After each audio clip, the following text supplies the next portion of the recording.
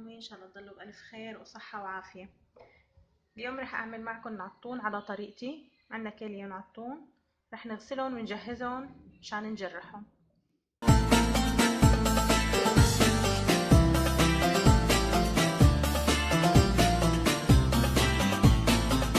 بعد ما غسلتهم بدي جرحهم كلياتهم بالسكين.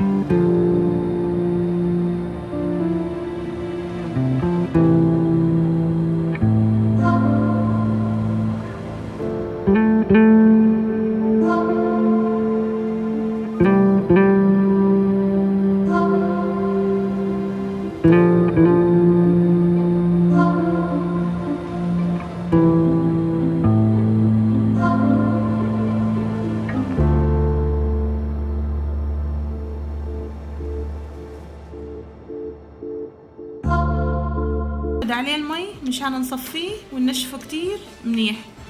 الحبة بالكبس بتجعد، بس هلا وقت اللي بنرجع بننقعه بالمي ترجع بتنفش، وقت بدنا نرجع نكبسه بالزيت ترجع بتنفش. الزيتون الأسود تاخدي نتيجة كتير منيحة بس طولتي بالك. بعد ما نقعناهم بالمي لحتى بردت عليهم المي السخنة صفيناهم هون، بدنا نصفيهم كتير منيح، لازم ينشفوا كتير منيح. بعد ما يصفوا هلا بدنا نفردهم على قماشة.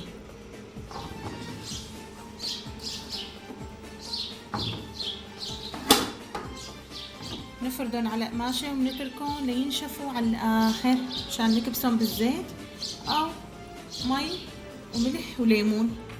هلا هون نشف الزيتون على الآخر، نشفناه على الآخر. بدنا نكبسه، نعبيه بمطربان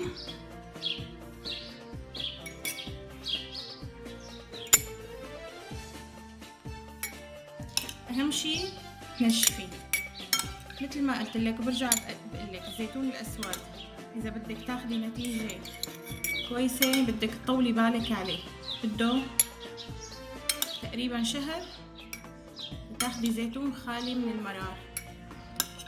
والتنشيف كتير مهم يكون ناشف عشان ما يعفن معي.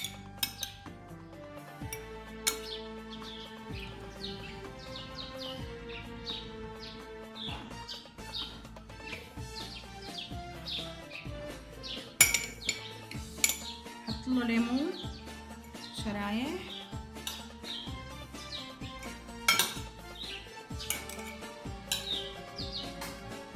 هذا بدنا نكبسه بزيت. في طريقة تانية بدنا نكبسه بمي وملح وعصير ليمون.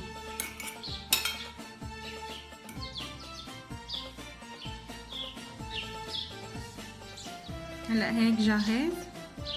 حط له عرق زعتر بري وليمون. هلا بدنا نحط معلقة عصير ليمون، واحدة، تنتين، ثلاثة. بدنا نكبسه بالزيت.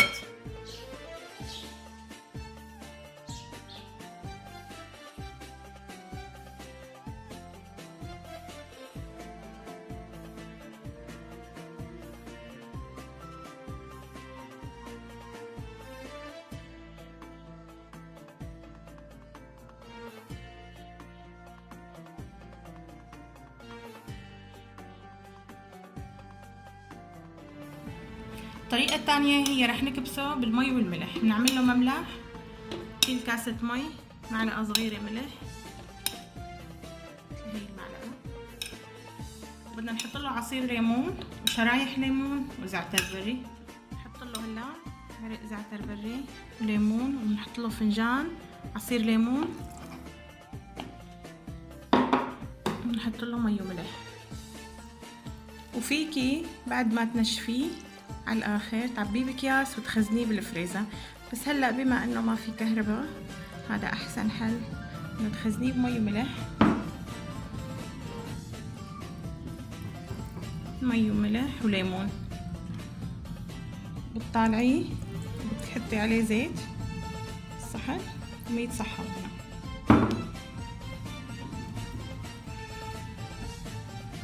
هلا هيك خلصنا طريقتين لكبسه، بالزيت وبالمي والملح، احسن الطرق.